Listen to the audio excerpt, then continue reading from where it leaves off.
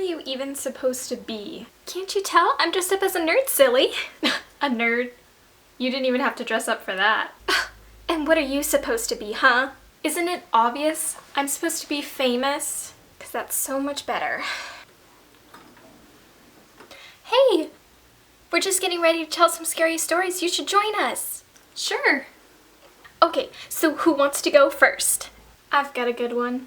But first, there once was a girl who lived in a creepy old house in the middle of the woods. She lived there all alone by herself. She was blonde, she had the most stylish bangs, a spectacular taste in sunglasses. But I mean, you know, that's besides the point. Anyways, the long halls in her house creaked and cracked. The trees outside swayed. The house was so quiet that every squeak and clank echoed throughout the entire house. It was during one stormy night that something unthinkable happened. The stylish blonde girl, with the awesome bangs of course, she was sitting on her couch in the living room when suddenly she heard a loud crash. And this sound was louder than any normal creak and crack that the house would ever make.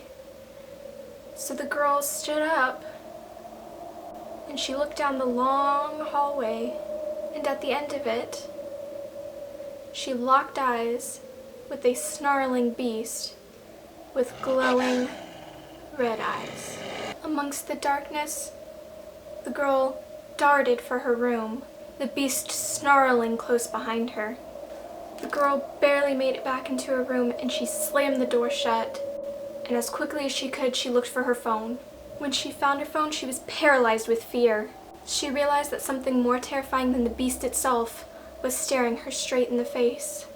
What could be scarier than the snarling beast outside her door, you ask? Someone had tampered with the girl's phone, and it no longer had a front-facing camera. The end.